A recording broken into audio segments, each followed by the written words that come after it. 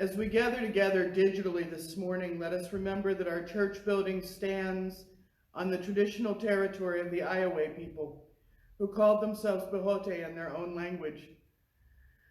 Good morning, everyone out there in internet land. I'm Reverend Amy Petrie Shaw, and my pronouns are they, them, theirs, and I'm glad to be back in the pulpit today, even if it is digital. Today's service is going to be about an issue or a few issues that are important to our association right now, and I'm going to be giving you information about where to get, well, more information. Please bear in mind this is our very first digital service, so bear with us as we try this out and keep your fingers crossed.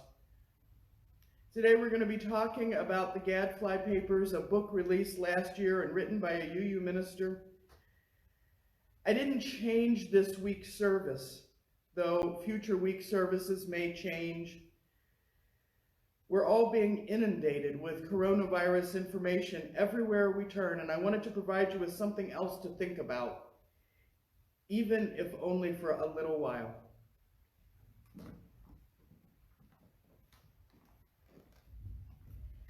We light our chalice today so that the light may shine and the candle may burn brightly. We light our chalice so that it may be a beacon in the darkness for those who need it. And now I wish you would please join me in singing hymn 360. Now, if you happen to have your gray hymnal there with you, that will be 360, and it's called Here We Have Gathered. And we will sing verse 2 and 3. And if you don't have that information, just hum along with me if you would.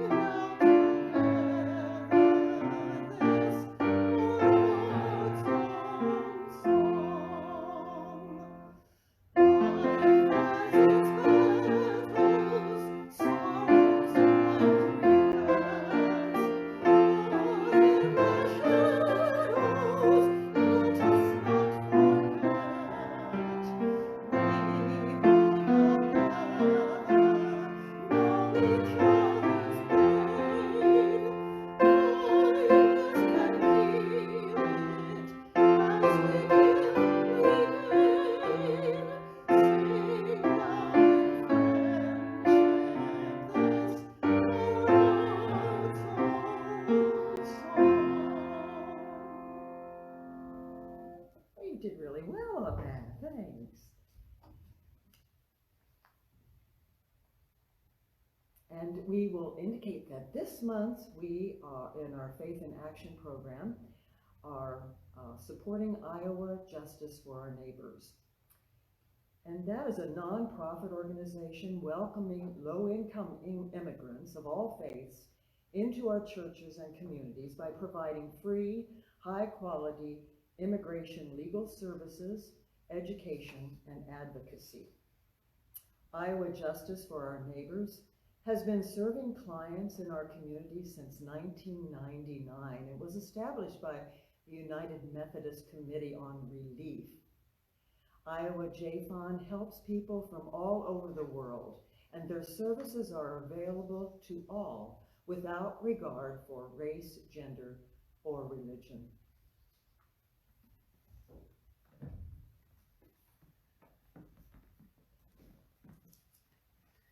Thank you so much, Barb. Barb Martin is our celebrant today, and we have Bruce Martin bravely over here on the piano. Our story for all ages today is a good one for a time like this. It's called Perfect Hearts, and this is a free retelling of a traditional wisdom tale. One day, a young man was standing in the middle of the town proclaiming that he had the most beautiful heart in the whole valley. And a crowd started to gather around him, and they all admired his heart, and it was absolutely perfect. There wasn't a mark or a flaw on it. Everyone agreed it was the most beautiful heart they'd ever seen. And the young man was very proud, and he put his shoulders back and began to boast even more loudly about his beautiful heart. And suddenly an old man appeared at the front of the crowd and said, "I'm sorry, but your heart is nowhere near as beautiful as mine." The crowd and the young man looked at the old man's heart, and it was beating strongly, but it was full of scars. It had places on the sides of it where pieces had been pulled out, and other pieces had been slammed in, but they didn't fit quite right, and there were jagged edges. In fact, in some places there were deep gouges where whole pieces were missing. People stared. How can they say his heart is more beautiful, they thought. The young man looked at the old man's heart and saw its battered state and laughed. "You have to be joking to compare your heart with mine. Mine is perfect, and yours is a mess of scars and tears." "Yes," said the old man, "yours is perfect, but I would never trade with you. You see, every scar represents a person to whom I've given my love. I tear out a piece of my heart and I give it to them, and often they give me a piece of their heart, which fits into the empty place, but because the pieces aren't exact, I have rough edges, which I cherish because they remind me of the love we've shared.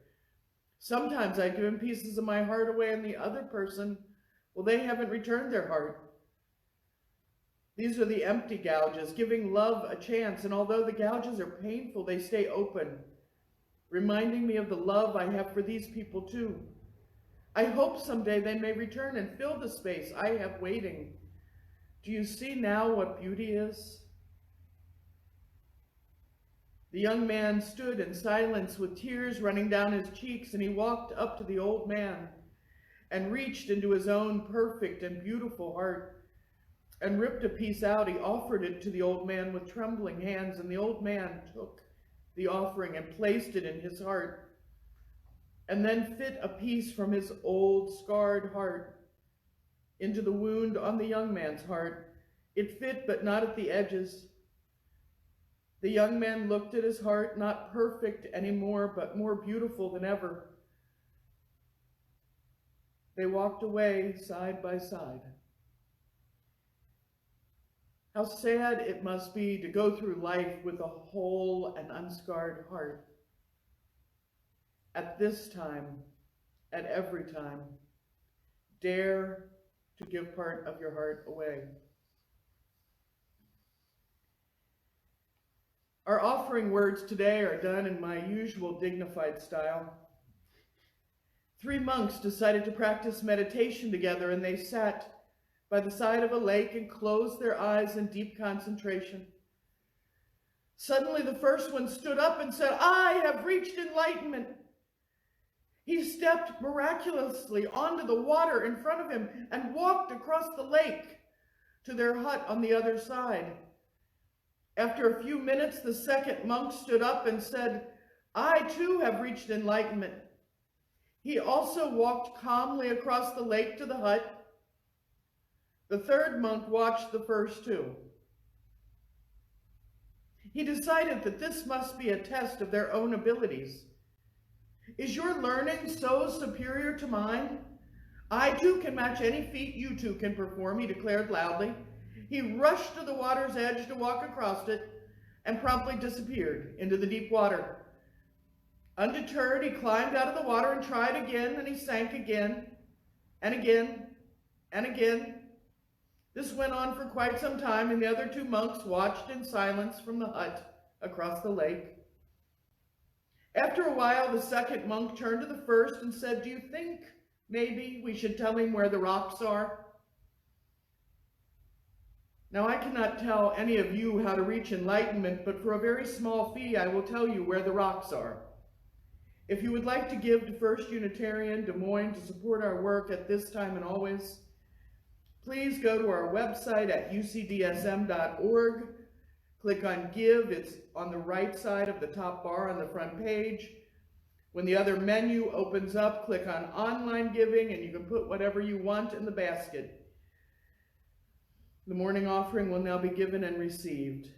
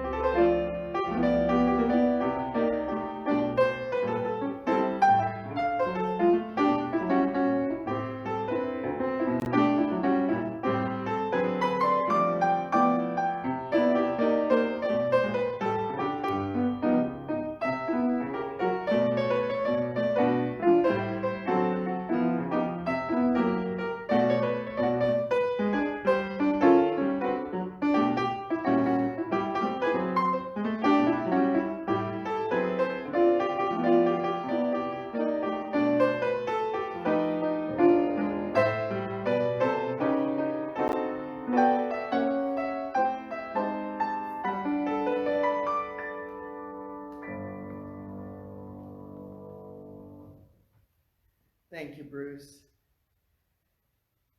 We're a community of human hands and human hearts, and normally we're together here in this space. We share our laughter and our tears and our struggles, and we bear witness and minister to one another in the good times and the bad. We are in the midst of a great crisis across our country and across our world. May we continue to minister to one another now and always. May we especially hold in love anyone who is grieving or heavy-hearted today, anyone who's struggling with fear in this challenging time. We do have one joy this week. Christine and Leah Hall are very happy to announce the adoption of their son Thaddeus on Tuesday, March 10th. We've been attending First U for the last several months, they say, and we feel blessed. Please spend a moment bringing into this moment anyone you know who needs a little extra love and concern. Hold each other in your hearts at this time and always. Within our community and across the wider world, there are people who are denied their inherent worth and dignity because of who they are as human beings. May the work of our hands and hearts support and comfort all those who are marginalized, oppressed, silenced, or at risk. And may we be called to action over and over by those who struggle. May our light shine on the broken places of the world. May we journey in solidarity with all those who fight for equity and justice in human relations. May those who are grieving be comforted. May those who are tired find rest. May the broken places be healed. May those who are filled with joy and laughter be abundant, and may all of us be safe and whole through this current crisis.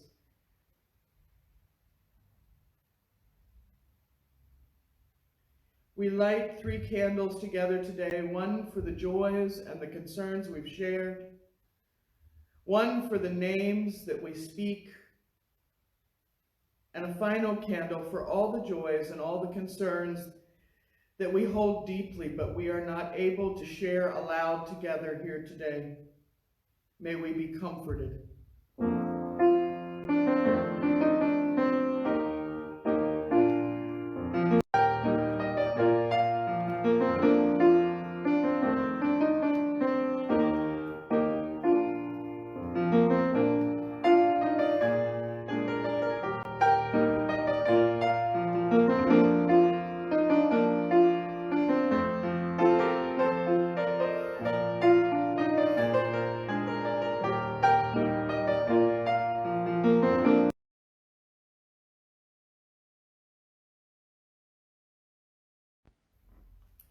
Our first reading comes from The Church That Is Free by James Luther Adams, 1975. And I think it's fair to say that the church Adams called free was also one that we could call healthy or well. So I find it easier to grasp what he's saying by substituting free and well, where he just says free. Adams wrote, "I call that church free and well, which brings every individual into a caring, trusting fellowship, one that protects and nourishes every person's integrity and spiritual freedom.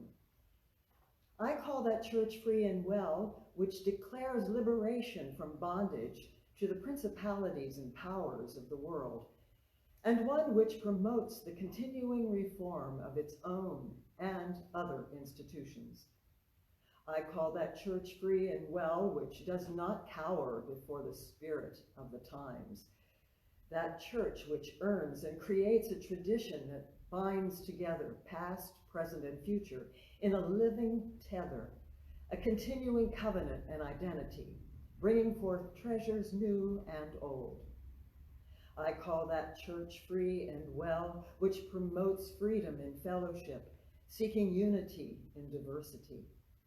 I call that church free and well, which does not cringe in despair, but which casts off fear to respond in hope to the light that has shone and that still shines in the darkness. I call that church free and well, which enters into covenant with the ground of freedom.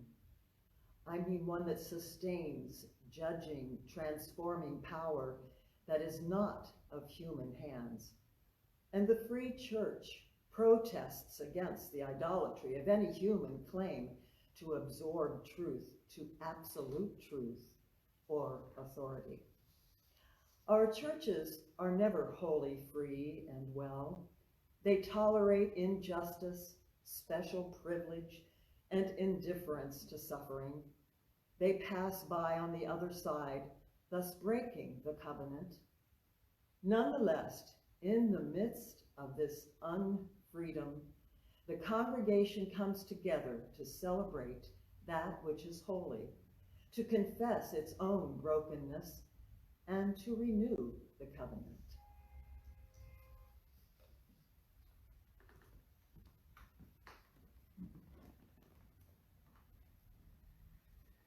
Please bear with us if we lose the feed again. The demand on the internet, I'm sure, this morning is terrifically high.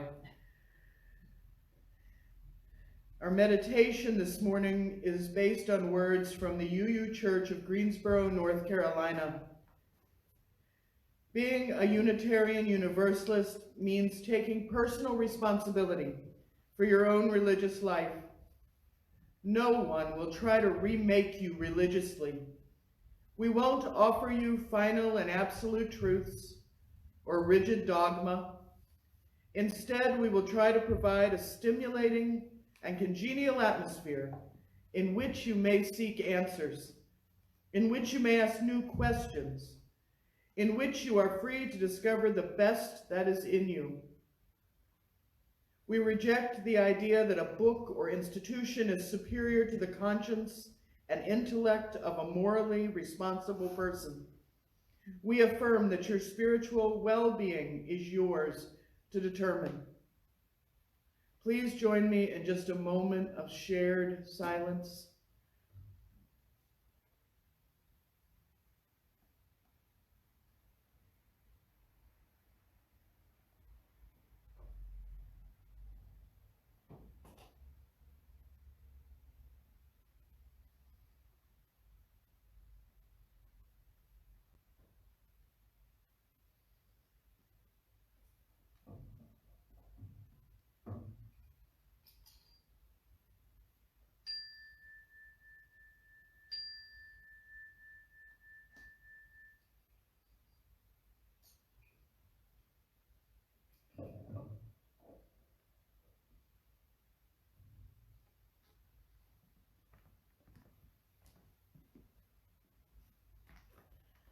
Our second reading is from Getting Serious About Unitarian Universalism by Scott Alexander.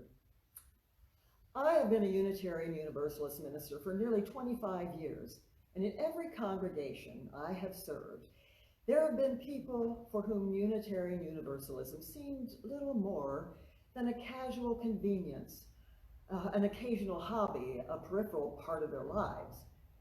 Well, this really was driven home for me when a parishioner in New Jersey told me that he liked the church because it's an interesting and entertaining place to be on Sunday mornings when I'm not away skiing. Other ministers and denominational statistics have said the same thing. That's the sad picture. We are far too often, we have been a low participation, low expectation, low commitment religion. But something new is stirring in our movement. The baby boom generation is now flocking to UU churches, looking for a serious, spiritual, transforming, ethical religion. There is a hunger for Unitarian Universalism that gives and expects much. But as we try to respond to this demand for serious religion, we bump up against the casualness that has defined us in the past. Regrettably, many people used to be attracted to Unitarian Universalism because it seemed the religious path of least resistance. I'll never forget the long conversation that I had with a man following his wife into a congregation that I was serving. He was having trouble understanding the Unitarian Universalist way of religion. A lapsed and angry Roman Catholic, he did grasp the freedom part about us, refusing to impose any dogma or moral absolutes upon individuals. He felt great to be liberated from all that encrusted orthodoxy. But having been raised in a church where beliefs were imposed from above, not nurtured from within, he just couldn't grasp how UUism, like any serious religion, continually challenges each person to careful, authentic, compassionate, and responsible living. With more than a little sarcasm, he said to me, "Hey, this religion is great. It's a cakewalk, a Sunday walk in the park. No dogma, no catechisms, no confession booths, no eternal damnation or sin. I like this. If I join this church, I just lean back and believe whatever I want to." No matter how I try to explain what a demanding, disquieting, lifelong journey it is to be seriously in the Unitarian Universalism path, this guy just couldn't get it. Like so many come-outers in our movement, he fixated on our freedom. Thank God at last a church where I don't have to pretend to believe all that stuff I don't believe. He missed altogether the haunting challenge and demanding tension written into the fourth UU principle. Ours is a free and responsible search for truth and meaning. To be a UU is to spend a lifetime seeking reality and truth, and to live in this world in an ethical and principled way. There is nothing casual or easy about that. And now I ask you join me in another hymn. Just as long as I have breath, I will sing this one. Number 6. Let's see what verses we shall choose here. I think all 3 would just be fine.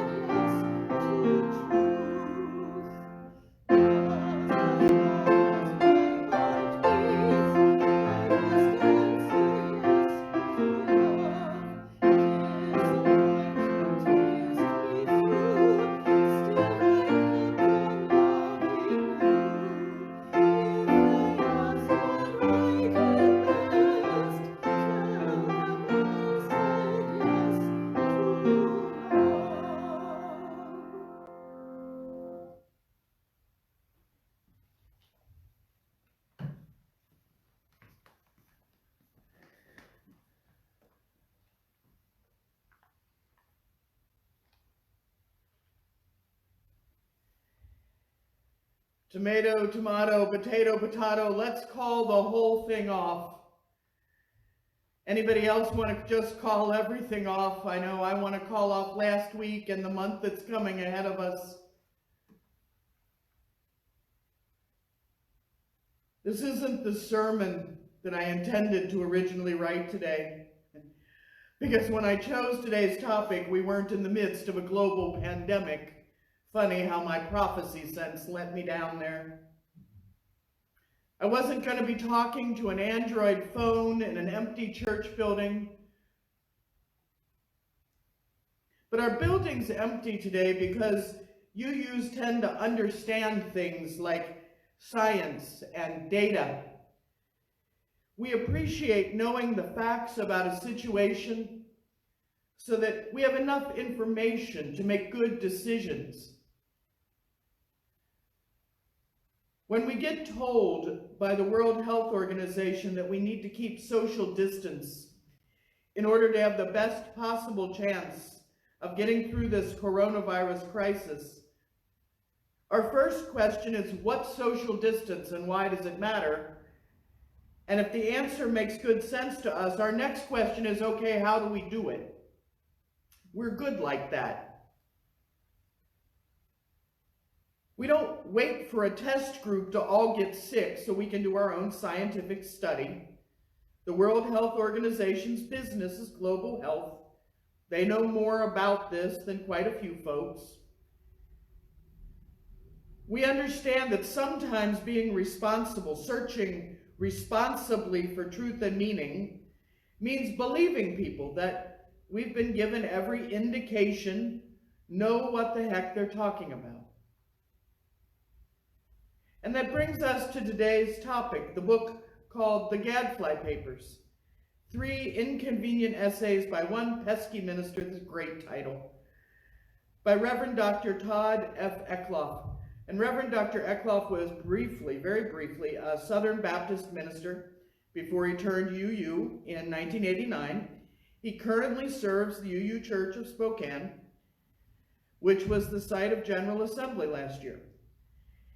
And this book, this little book, about 144, 145 pages, it sure has caused a massive ripple in our UU world, and it's sparked all kinds of discussions about things ranging from the way we use language, what we understand to be true, freedom of speech, our relationship to transgender members and friends and communities, our relationship to communities of color, and to whether or not the Unitarians and Universalists should remain united together in one association. So this book has a fairly far range of discussion points. So why was it like dropping a firecracker in a toilet bowl? What the heck happened? Bear in mind, this is going to be not just a nutshell version, but half a nutshell, because, well, one, I'm standing in an empty church talking to the air, which is a little disconcerting. And 2, there's a lot of information here. I'm giving you the tightest possible version. So GA in 2019 was held in Spokane. Reverend Eckloff's church was the local church. They had a booth in the vendor hall. And apparently during GA, Dr. Eckloff and some members of his congregation started to give away copies of the book, The Gadfly Effect, or The Gadfly Papers. And it went up for sale on Amazon for about $8, which is quite reasonable. It's still for sale there if you want a copy. There were also some free versions floating around the net, PDF versions. I believe some of them are still floating around out there. The book has 3 essays. The first is The Coddling of the Unitarian Universalist Mind, How the Emerging Culture of Safetyism, Identitarianism, and Political Correctness is Reshaping America's Most Liberal Religion. Boy, that's one heck of a title. The second is called I Want a Divorce, a case for splitting the Unitarian Universalist Association. It's the shortest. And the third is called Let's Be Reasonable, a rational frame regarding charges of racism and white supremacy, within the Unitarian Universalist Association. Now, right now, again, you can buy this book, you can find it for free, and there are critiques of these essays all over the internet. There are essays in support of the Gadfly Papers. There are essays critiquing and criticizing. You can find and study them all easily, but here's the tiny nutshell of what caused the furor. And this is a quote. Reverend Eckloff began distributing his book on Saturday. The book, which contained factual errors and called for the dissolution of our association, raised many concerns, wrote Carrie McDonald, Executive Vice President of the UUA. These are his words. Carrie wrote, when many leaders, including those named in the book, as well as people of color and trans and non-binary leaders, expressed concern about the themes in Reverend Eckloff's book, event organizers tried to engage him about how his book impacted others at the event. According to Kip Hill and the Spokesman Review, the book drew a strong rebuke from within the church, at the assembly, and online. The diverse, revolutionary, Unitarian Universalist, multicultural ministries, a collection of people of color within the church, issued a statement that Saturday condemning the book, which it said reintroduces toxic histories and theologies containing transphobia, ableism, sexism, targets people of color, and in particular religious educators. So no matter what the truth is between those 2 points, people at GA were concerned about the book.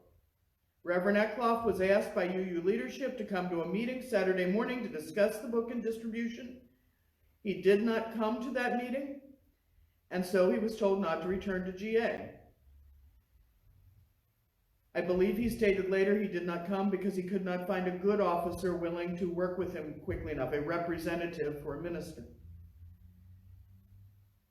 By the end of June, 500 UU ministers within the UUA signed a letter to Reverend Eckloff stating that his book did not represent them or their understanding of the UUA.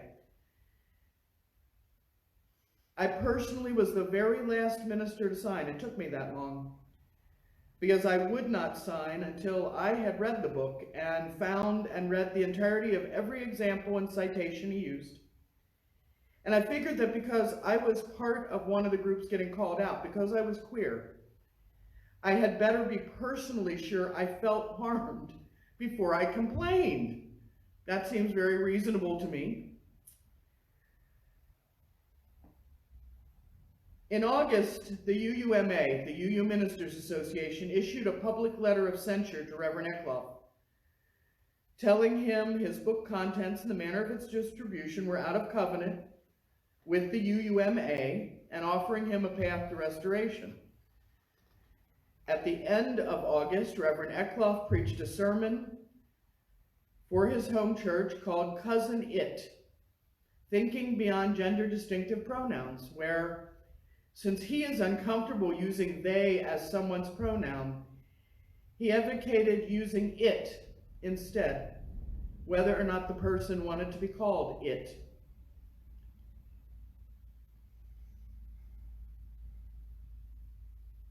So, some questions that people have asked.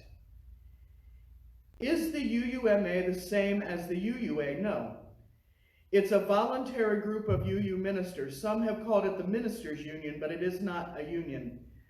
Not all ministers belong, and you do not have to. It costs money to belong. Is a censure letter the same as censorship? No. A letter of censure is upsetting and embarrassing. It is public. It is, at its base, simply a statement that the UUMA believes you violated the guidelines for ministers, that it has. No minister has to belong to the UUMA. You can literally quit in a minute if you don't like what they have to say about your life, your behavior. At this point, Reverend Eckloff is still deciding what to do next.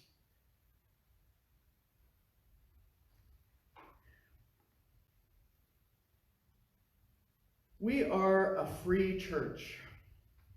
And you heard that in the first reading this morning from James Luther Adams. The UUA may do something. It may create a program or a way of doing things. It may push that.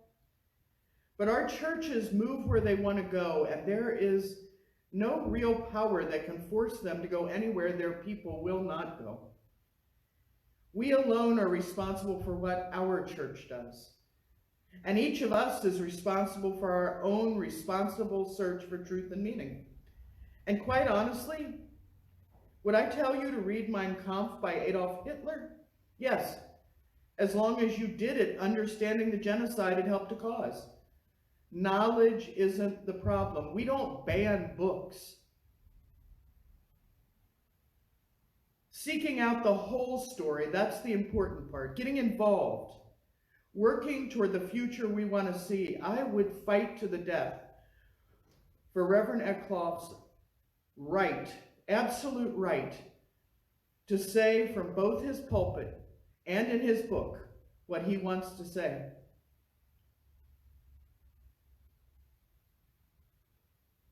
We need to get involved. We need to work toward the future we want to see. We need to change the world for the better. That's who we are. That's what the free church is. So what about the language? What about the ideas? We have people here at UCDSM who strongly disagree with the Gadfly Papers. We have people who think he has something there. We have people who strongly agree. We have people that believe that free speech means you should be able to scream fire in a crowded mall. We have people who recognize that freedom of speech is not freedom from consequence, and we're all here together in our church, in your church, where we can talk together and try to make meaning together, where we can support each other in these scary times and grant each other grace together. If the way I say something and the way you say it are different, but we both mean the same thing or almost the same thing, we're going to ask questions when we have different points of view, and we're going to understand that we don't get alternative facts, but we are First Unitarian Des Moines, and we covenant together to grow ethically and spiritually, to serve justly, to love radically. We're going to get it wrong together and get it right together. And we're going to remember that we're all in it together, and we're going to keep trying. We're going to keep granting each other grace and asking questions, even when we disagree. We're going to stay connected in these disconcerting times where everyone has the freedom to do what they want, but as an aside, most of us understand that staying home is the right choice. Care for yourselves and your families and friends this week and every week. Take time while you are stuck at home or in isolation. Expand your mind, read, study, understand. Give yourself a break from the stress of thinking about the virus all the time. I miss seeing your faces, and I hope to get to see them again very, very soon. So be careful, be blessed.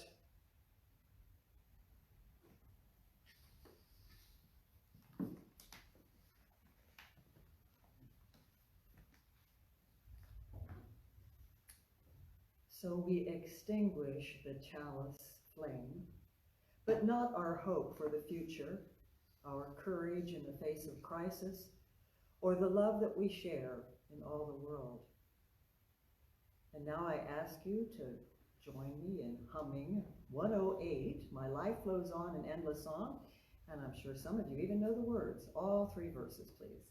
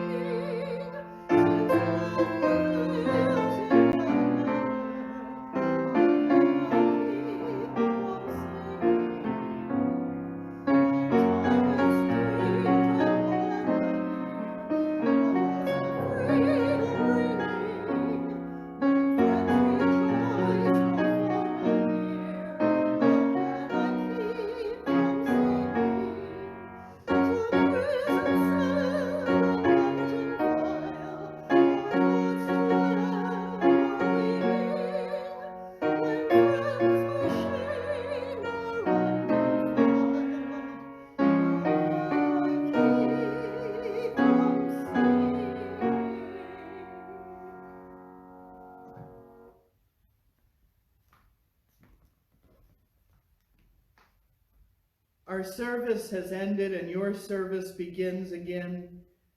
Go in peace to love and serve the world, but please do it from home whenever possible right now. Peace, ashe, and may it be so.